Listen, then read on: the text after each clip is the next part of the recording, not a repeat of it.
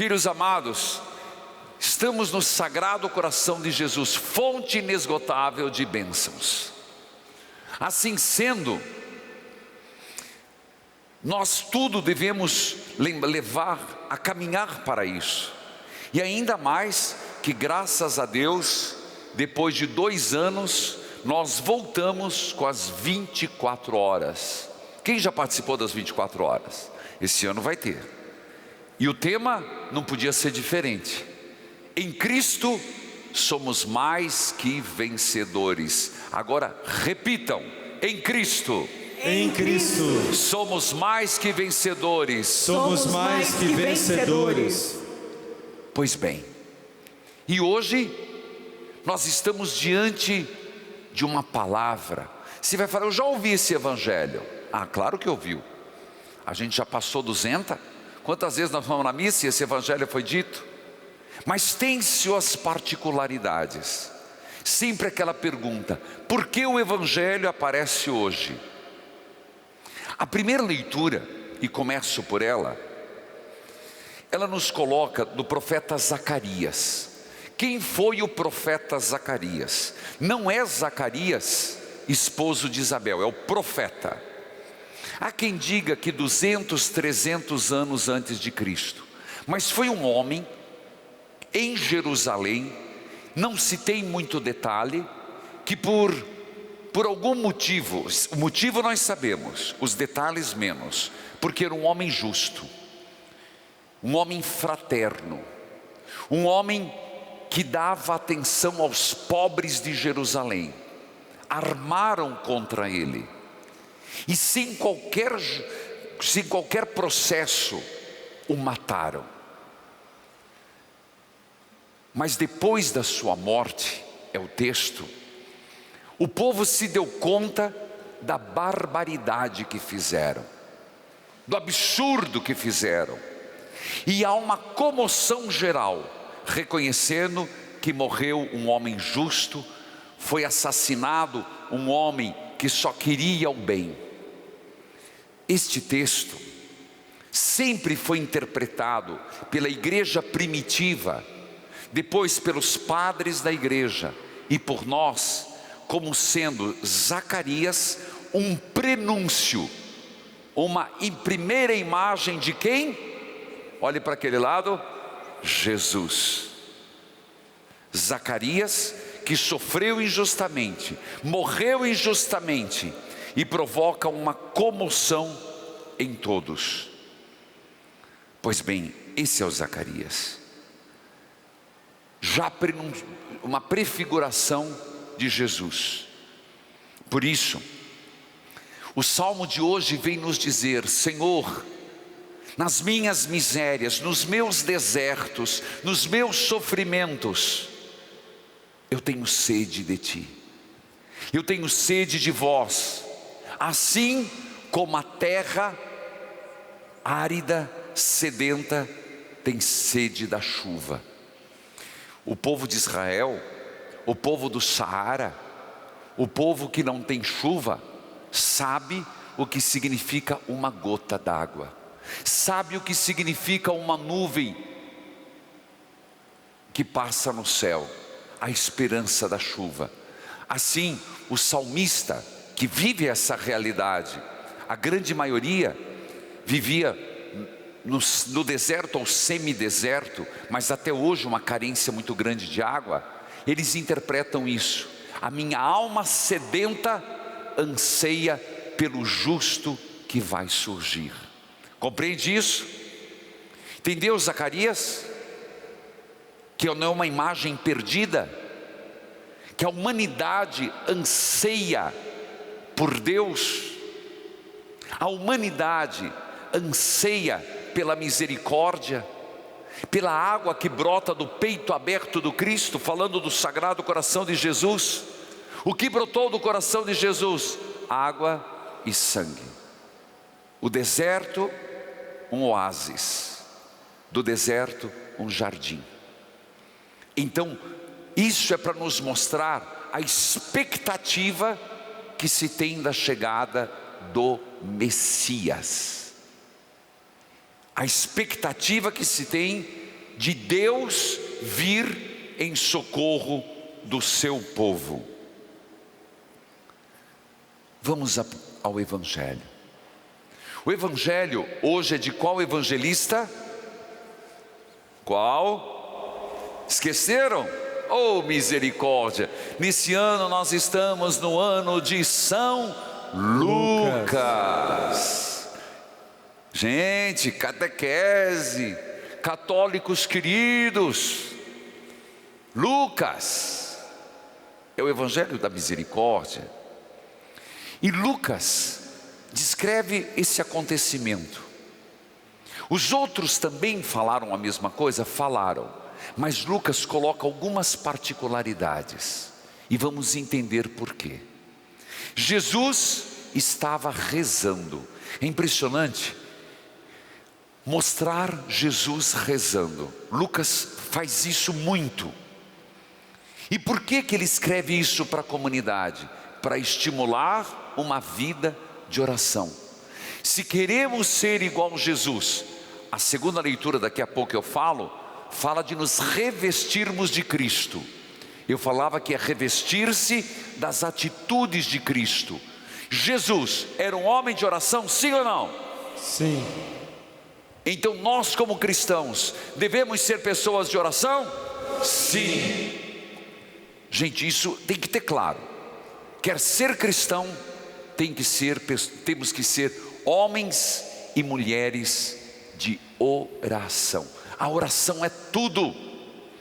A oração nos corrige, a oração nos eleva, a oração nos abre portas, a oração nos leva a obter as graças de Deus, a oração nos centra em Deus, é um diálogo amoroso com Deus. Sempre está vindo esse tema, e a pergunta então fica: você é uma pessoa de oração? Eu sou uma pessoa de oração? Então que momentos que a gente tira para rezar? Que momentos no dia? A hora que acorda? A hora que dorme? Na hora que come? Pelo menos isso, né? Mas tem mais algum momento? Jesus, um homem de oração. Então, revestir-se, já falando da segunda leitura, revestir-nos de uma vida orante. Padre que não reza não persiste. Casal que não reza não vai para frente, meus irmãos. Casal que no momento difícil, vamos rezar. Eu estou com raiva de você, vamos rezar. Vamos para a missa. Nem que vier no carro, um bicudo de um lado, um bicudo do outro. Entra na igreja, se ajoelha e reza. Amolece coração. O problema é que a gente acha que a oração não tem eficácia, ou só lembra da oração numa extrema necessidade. Vida de oração. Mas continuemos. Jesus surpreende os apóstolos, porque ele faz uma pergunta: quem diz o povo que eu sou? Gente, não te estranha? Me estranha esse texto. Por quê, padre? Por acaso você já viu Jesus preocupado com o que pensam dele? Não. Quando ele teve que tomar uma atitude e salvar a mulher que estava para ser apedrejada, ele estava pouco se ligando. Ele queria fazer a vontade do Pai. Quando, num outro momento, ele entrou na casa de Zaqueu, o pecador, e começaram os mexeriqueiros, porque mulher fofoqueira tudo bem, mas homem quando dá para fofocar é pior ainda. E ali tinham os seus mexeriqueiros. Está vendo? Se ele fosse o Filho de Deus, ele não estava sentado nesse banco. Olha quem está tocando ele, olha quem está sentado do lado dele. Jesus estava nem aí, nunca se importou com o que falavam dele. Comilão, beberrão, daí. Blasfemo, daí. Endemoniado, daí. Mas por que ele faz essa pergunta? Porque ele quer saber? Não. Chama-se maêutica, uma oratória. Joga a pergunta para fazer o outro pensar e refletir. Jesus queria não a resposta para ele, não era elogios, ele não está à cata de elogios, ele quer fazer os discípulos refletirem, e vai até o fim. Vamos ver? Quem diz o povo que eu sou? Eles responderam, no plural, eles.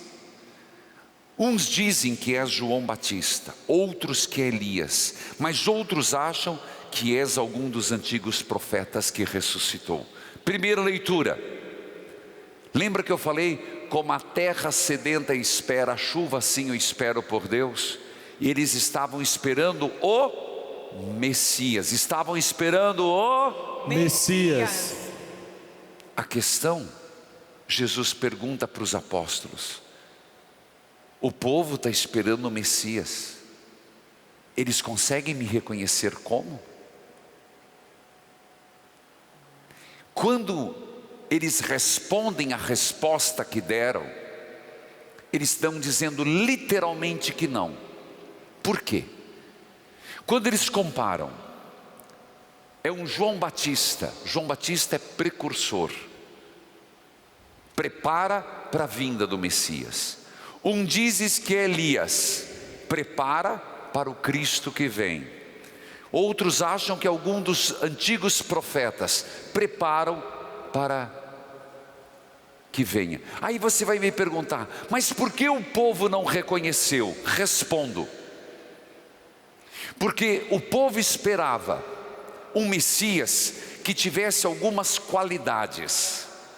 Explico-as, vou dizer 3. Que o Messias fosse, por exemplo, um Sansão. Lembra da história de Sansão? Que derrubou, então, um forte guerreiro. Que o Messias fosse como Davi, um rei vitorioso e hábil.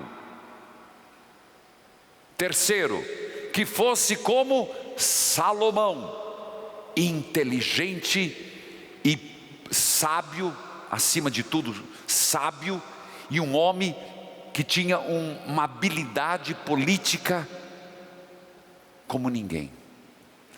Todo judeu imaginava isso, um Sansão guerreiro, um Davi rei vitorioso, o filho de Davi, Salomão. Aí você vai me perguntar, por que assim? Por que essa ideia? Você pensa que Israel nação, ficou muito tempo livre? Não. A maioria do tempo, Israel ou era dominada por um povo, aquele povo ia embora, vinha outro, eles sempre foram dominados. Os únicos momentos que eles foram livres, um deles foi de Davi e de Salomão. Então o que eles esperavam? Que o Messias viesse com a força de Sansão, como guerreiro e como rei Davi, e com a sabedoria de Salomão, e que fizesse o quê? Tirasse os colonizadores, que eram os romanos. De repente, aparece Jesus dizendo que é o Messias. Ele não tinha nenhuma dessas habilidades, ele não tinha nenhum desses traços que eles esperavam. Está compreendendo o raciocínio? É importante, gente. Então não reconheciam Jesus, se frustraram. Daí que vem a segunda pergunta: e para vocês, quem sou eu? Pedro diz, o Cristo de Deus. Só que impressionante, a gente sempre pensa essa resposta dentro do primado de Pedro. Foi Deus que te revelou isso. Para Lucas não. Em Lucas não tem logo depois o primado. Por quê? Porque Jesus não gostou da resposta de Pedro, não discordou. Mas em Lucas, sabia que até Pedro tinha uma visão errada sobre ele, que aquilo que ele estava dizendo não condizia com o que ia acontecer. Por isso que imediatamente depois, para que Pedro não se iludisse, Lucas nos escreve que Jesus falou: Pedro, tudo bem, você falou, está falado, falou bonito, mas o teu coração ainda não está preparado, como para mim e para você. Por isso que Lucas coloca: o Filho do Homem vai ser rejeitado. É como se ele dissesse: sim, eu sou o Messias, mas eu não sou o que você espera, eu não sou o que vocês esperam, eu não sou Sansão, eu não sou Davi, eu não sou Salomão, eu irei sofrer, serei rejeitado pelos anciãos, pelos sumos sacerdotes e doutores da lei, serei morto e ressuscitarei. Ele abre uma outra perspectiva. O caminho que Jesus abre,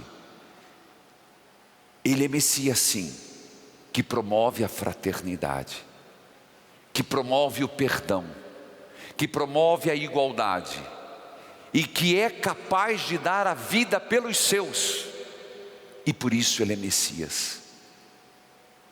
Ele é Messias, porque eu darei a vida por vocês, ressuscitarei por ter dado a vida por vocês. Se eu tivesse morrido por uma espada, se eu tivesse morrido por uma causa pessoal, não seria a vida eterna, mas eu morri por vocês, então vocês terão a vida eterna. Como se não bastasse, tem mais. Para que Pedro não errasse, para que eu e você não erremos quem é Jesus, ele chama Pedro e os apóstolos nesta forma: vocês querem me seguir? Quer seguir Jesus? Sabe que ele vai morrer na cruz? Sabe ou não? Sabe que ele vai ser traído? Sabe que ele vai estar entre os condenados? Sabe disso?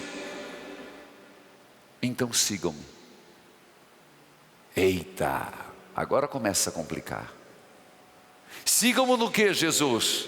Lá na tua glória? Não, meu filho, siga-me na cruz, no perdão, sigam-me no amor, sigam-me na obediência a Deus, sigam-me na oração, sigam-me em tudo que eu fiz, façam vocês. Repito: se alguém quer me seguir, renuncie a si mesmo. Então renuncie. Às vezes que a gente tem dificuldade, meus irmãos, não é fácil, o outro dá trabalho. Tanto é que às vezes, quanto mais, não sei se você percebe como a gente às vezes se fecha, até na família. Tem pessoas que você não atende WhatsApp, você não manda mensagem, porque incomoda. O outro me incomoda. Renuncie à sua vidinha particular, renuncie os seus momentos, às vezes até de descanso, renuncie às suas ideias sobre Deus, sobre Jesus Cristo. E diz mais, Lucas é o único que diz isso: tome a cruz. Todos falaram, tome a tua cruz. Mas ele diz: tome a tua cruz. Agora entra Lucas: cada dia. É o único evangelista que diz: cada dia tome a tua cruz. Porque às vezes, meus irmãos, a gente está no momento com as terapias em dia, a gente está bem, é capaz da gente fazer um ato de bondade. Tem dia que a gente está bem, a gente reza que dá gosto. Tem dia que dá umas vontades, você vai lá, pega tuas roupas, dá para os outros, não é? Tem dia que você está com vontade, você é capaz de fazer comida, levar. Não. Cada dia, todo dia, acorda, tem que trabalhar, tem seus afazeres, todo dia, seguir Jesus. A cada amanhecer, estou feliz ou estou triste, estou com dor ou não, Estou com pressa ou estou com tempo sobrando? Todo dia fazer o bem. Que lindo, Lucas, isso, né? Só ele que lembra isso. Que não é uma vez por mês, não é quando me dá vontade, é todo dia. É Lucas. E meus irmãos, tome a sua cruz. Não tenho muito mais tempo, mas você sabe o que é cruz? Sabe a diferença de cruz e missão? Missão é aquilo que Deus chama e a gente escolhe, aceita. Isso é uma missão. Missão. Agora cruz, não. A cruz geralmente são os outros que nos põem nas costas. Cruz é o marido que bebe. Cruz é um filho drogado. Cruz é uma família cheia de problemas. Cruz é uma doença que vem, não é missão. Cruz é aquilo que vem pela natureza, pelo outro. E o Senhor está dizendo: me siga com a tua dor, me siga com a tua cruz, que é um problema dentro de casa. Me siga com a tua cruz que você não queria, como Jesus não queria, puseram nas costas dele. Consegue distinguir? Quando eu penso nessa distinção, a gente tem que entender que certas coisas nem Deus queria, mas teve alguém, um soldado, que colocou a cruz na cruz de Cristo, nas costas, e a vida, e pessoas, e circunstâncias, e fragilidade nos colocou uma cruz. A gente vai ter que seguir. Um exemplo, a missão de Santa Teresinha era missão. A tuberculose que ela teve foi uma cruz. Entendeu a diferença? Porque hoje nosso Senhor fala: tome a tua cruz, cada dia. Não, Senhor, o dia que eu estiver bem eu te sigo. O dia que eu ganhar na loteria esportiva eu disse: também aí eu vou, né? Não preciso completar, porque eu creio que já falei tudo. Nas outras missas eu falo, quando o apóstolo vai dizer revestir-se de Jesus, é revestir-se de tudo isso. Que Deus nos ajude. Fica de pé, põe a mão assim, ó. Senhor, eu não pedi essa cruz, eu não pedi essa cruz, mas ela está aqui. Mas ela está aqui. Eu não vou pedir. Eu não vou pedir para tirá-la. Para tirar. O que eu te peço, Senhor. O que eu te peço, Senhor. A cada dia. A cada dia. Me dê forças. Me dê forças. Para levá-la até o fim. Para levá-la até o fim. Amém. Amém.